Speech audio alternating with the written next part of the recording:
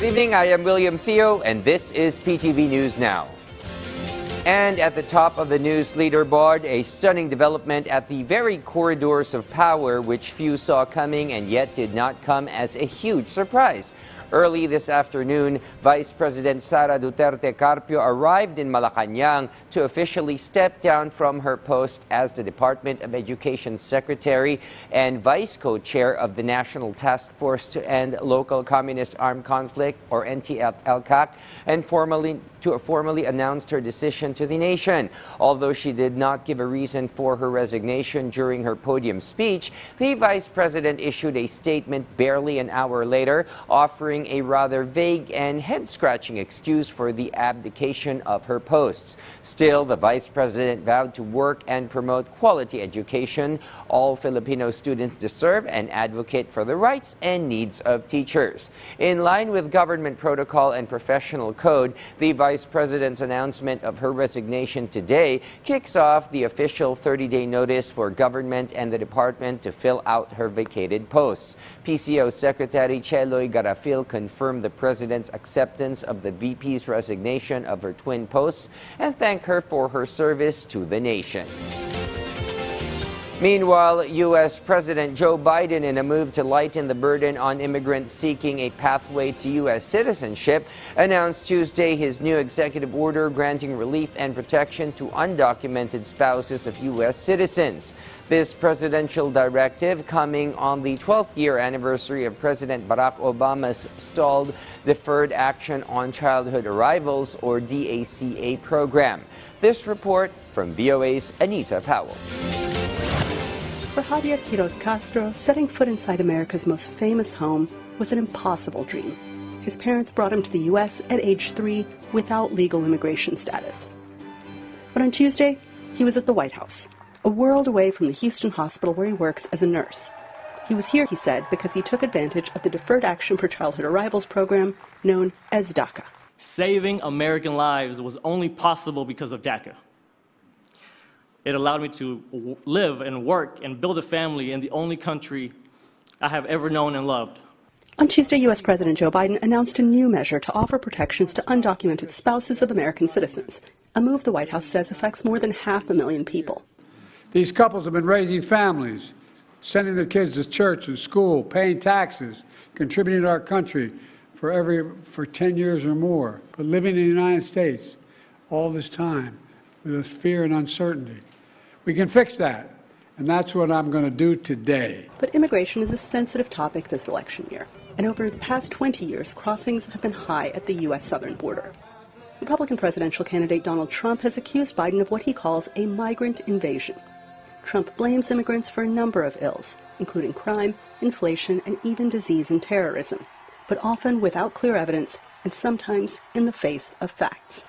An estimated 50% of inflation has been caused by the soaring cost of housing, which is skyrocketing due to Joe Biden's tidal wave of illegal immigration and high interest rates.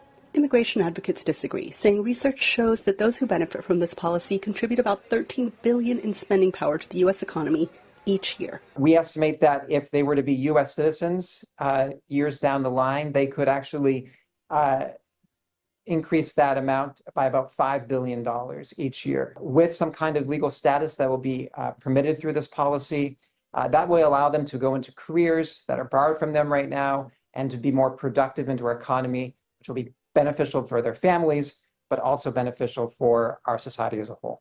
Rebecca Shee, executive director of the American Business Immigration Coalition, says her mother had been undocumented for nearly 2 decades. She was a doctor in China, but for 19 years, undocumented here. She worked in Chinese restaurants, she worked in nursing homes, caring for elderly and emptying bedpans, and wasn't able to practice her profession.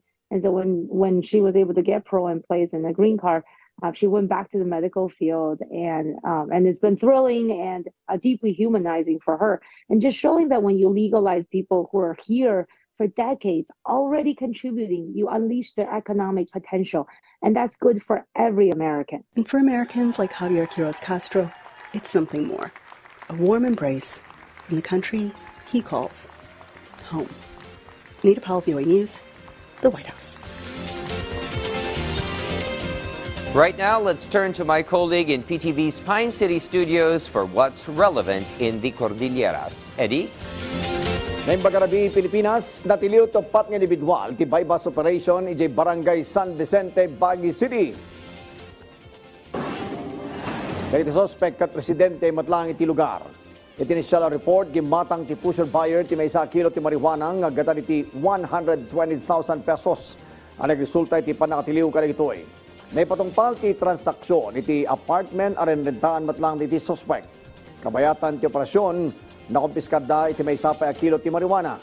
Paot sa naglaw iti maatap a shabu, improvise a tutor, kanda dumapay a drug paraphernalia. Amin dagito ay kadagatan iti 300,000 pesos. Sumango dagiti sospek iti kaso panaglabsing ti Republic Act 9165 wenno Comprehensive but Dangerous Drugs Act of 2002.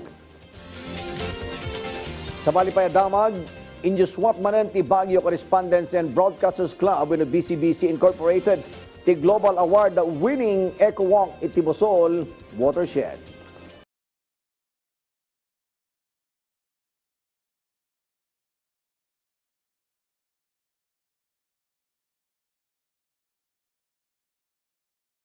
Nagmula damot lang iti kayo. Sikon kadagiti membro ti BCBC. Panaglagip met lang may toy kadagiti pimusayon a membroda. Pinadayawan met ni Baguio Lone District Representative Marquez Go dagiti journalist it gapot mangipas pasimuda iti aktibidad iti commitment da iti environmental protection, preservation, ken conservation ti Busol Watershed. Kalpasan ti panagbula, nagsapatabat lang dagiti journalist kas sa Forest Friends gandol one iti kaubingan na partisipan iti aktibidad. Their footsteps during the Eco Walk after the 1990 earthquake in Baguio not only symbolize a reverence for nature, but also a dedication to leaving behind a greener, healthier world for future generations.